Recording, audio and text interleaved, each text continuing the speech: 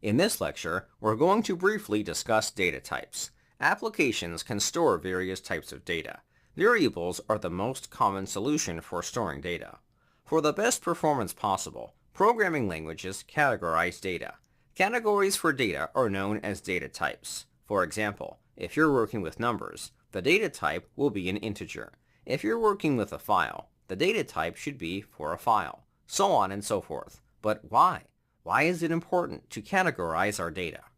Categorizing data allows programming languages to optimize your applications. If a variable stores a number, the program never has to worry about working with dates or random text. In addition, it provides clarity as to the type of data you're working with, which can be helpful with debugging an application.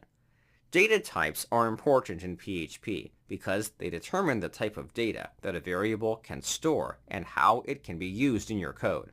By specifying the data type of a variable, you can ensure that it can only be used in a certain way and prevent unexpected errors from occurring when the code is executed.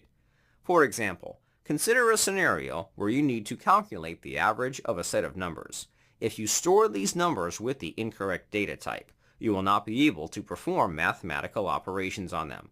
Any calculations would produce inaccurate results. However, if you store these numbers correctly, you can perform the calculation as expected. Here's an analogy to help understand the importance of data types. Imagine you are cooking a meal and need to measure ingredients. If you were to use a cup to measure salt instead of a teaspoon, the amount you would use would be significantly different, and the meal would not turn out as expected. This is similar to how using the wrong data type in your code can result in unexpected results. By specifying the correct data type, you can ensure that your code produces the correct results, thus preventing bugs and errors from occurring. With that being said, programming languages tackle data types differently. The concept of a data type is not unique to PHP. Most modern programming languages have data types. Generally speaking, there are two types of languages, which are statically typed languages and dynamically typed languages. Statically typed languages require developers to be explicit with their data types. A variable cannot be declared without a type. After setting the type, the variable's type may never change for the lifetime of the program. In contrast, dynamically typed languages do not require developers to set the type. The programming language can automatically determine the type for you. Flexibility is another component of dynamically typed languages. We're allowed to change the type at any time. For example, initially, we may want to store a number in a variable. In the future, we have the option of storing a file in the same variable. This action will be acceptable under a dynamically typed language. So, where does PHP land? PHP is a dynamically typed language. Dynamically typed languages are considered to be beginner-friendly. It's one less step you must take to write an application.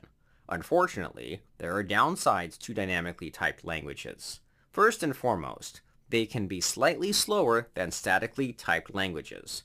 By shifting the responsibility of assigning a type to the programming language, languages must work harder to categorize your data. Secondly, you're not guaranteed a variable may remain the same type for the lifetime of a program. Suddenly, a variable can change from being a number to a string. Inconsistencies can cause a program to behave unexpectedly. Fortunately, PHP has grown to address the shortcomings of a dynamically typed language. As we progress through the course, we'll come across proper debugging techniques and best practices to avoid errors. First, let's start by exploring the data types available from PHP. In total, PHP has 9 data types. They're called NULL, boolean, integer, float, string, array, object, callable, and resource.